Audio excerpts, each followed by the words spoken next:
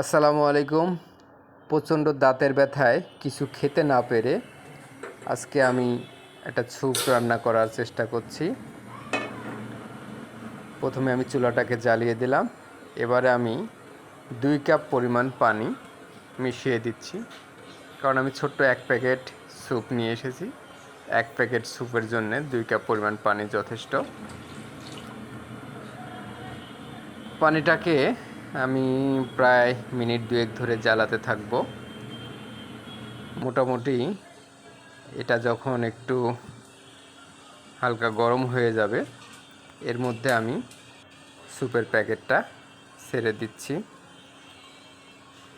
এটা Maggi chicken soup, chicken plus corn soup. ছোট্ট 1 packet soup 2 জন খাওয়ার জন্য যথেষ্ট। তবে বলে রাখি, আমার বাসায় কিন্তু এখন এই মুহূর্তে 2 জন নেই, আমি একাই আছি। স্যুপটা গরম পানিতে একটু ভালোভাবে মিশিয়ে নেবেন। অবশ্য আমার মনে হয় স্যুপ রান্না সবাই জানে, এটা আলাদাভাবে বলার কিছু নেই। তা আমি হয়তো 2-1 বার রান্না করছি, ভিডিওটা আজকেই প্রথম করলাম।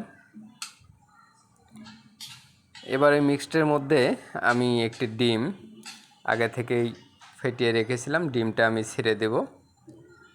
তাতে স্যুপটা দেখতে যেমন সুন্দর হবে, ডিমের পুষ্টিটাও পাওয়া যাবে।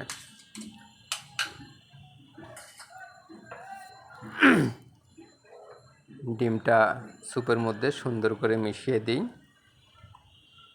আর এই সময় অবশ্যই চুলার আঁচটাকে আরেকটু কমিয়ে দিবেন,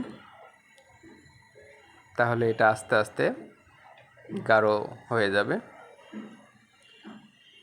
ডিমটা মিশিয়ে দেওয়ার পর স্যুপটা দেখতে বেশ হয়েছে। দেখুন না, স্যুপের একটু কালারটা চলে আসছে ডিম সহকারে। দেখা যাক, একটু কাছ থেকে দেখি কি অবস্থায় আসছে। নট ব্যাড,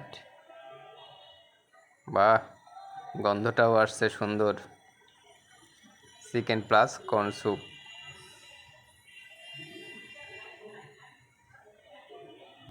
আমার রান্না বলে না, আসলে কিন্তু দেখেন সুন্দর আসছে। দাঁতের ব্যথা অন্য কিছু খেতে না পারলেও স্যুপটা খাওয়া যায়। আমি এই অবস্থায় আরও 1 মিনিট একটু জালটা আরও কমিয়ে দিয়ে রাখছি। এখন এটা নামিয়ে ফেলে গরম গরম খেয়ে নিই।